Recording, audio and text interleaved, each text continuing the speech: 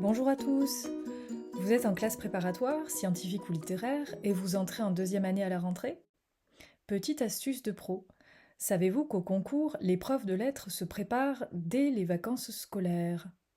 Si vous ne savez pas comment vous y prendre, cette vidéo a pour but de vous aider à préparer votre rentrée dans les matières littéraires si vous passez un concours l'an prochain. On connaît les mois de juin en classe préparatoire. On pense en avoir fini avec l'année et on repart du cours de français avec une longue liste de livres à lire. Mais pas de panique, il y a une méthode pour s'en sortir et je vais vous la donner tout de suite. Depuis quelques années, les épreuves de littérature au concours sont sur programme. Ça veut dire que vous savez d'avance sur quoi vous allez tomber, petit chanceux. D'ici la fin de ton année prochaine, il faudra être capable de faire une dissertation en 3 heures, en 4 heures ou en 6 heures, selon ta spécialité. Une dissertation, c'est quoi?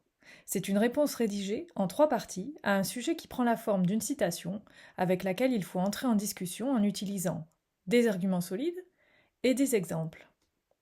Mais les exemples, c'est quoi? Des résumés analysés des œuvres accompagnés de citations.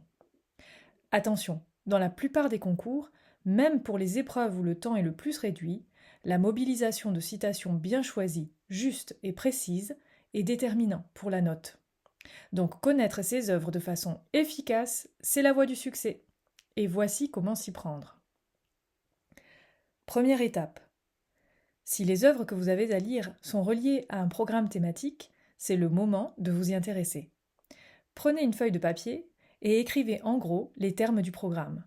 Puis efforcez-vous de définir à fond tous les mots, même les plus insignifiants a priori. À la fin de ce travail, essayez de reformuler le sujet en une ou plusieurs questions. Deuxième étape, commencez par la fin. Oui, je sais, ce n'est pas très politiquement correct, mais la fin justifie les moyens. Pour travailler efficacement une nouvelle œuvre au programme, en particulier un classique de la langue française, une bonne manière de procéder est de commencer par des résumés, pour cerner les principaux enjeux du texte, le contexte d'écriture, les problématiques associées. Attention, tous les résumés ne se valent pas. Pour cela, certaines anthologies, comme les célèbres volumes d'Henri Mitterrand, vous permettent d'accéder très vite à des commentaires utiles et de qualité. Et beaucoup plus juste que notre meilleur ennemi, chat.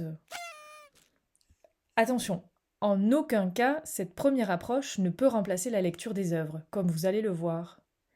À ce stade, vous devriez déjà voir apparaître des liens entre les œuvres et le thème de votre programme. Vous êtes dans la bonne direction.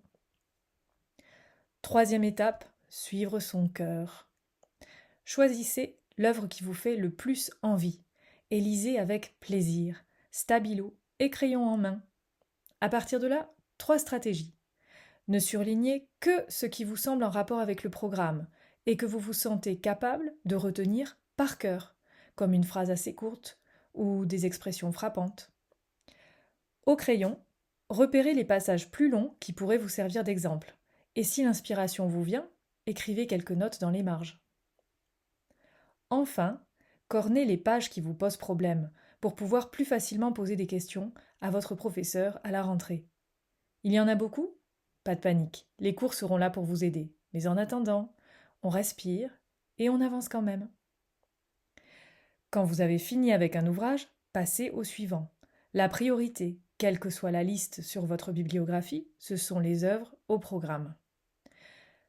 Un dernier conseil. En été, mettre en place un calendrier et des rituels aide à se motiver.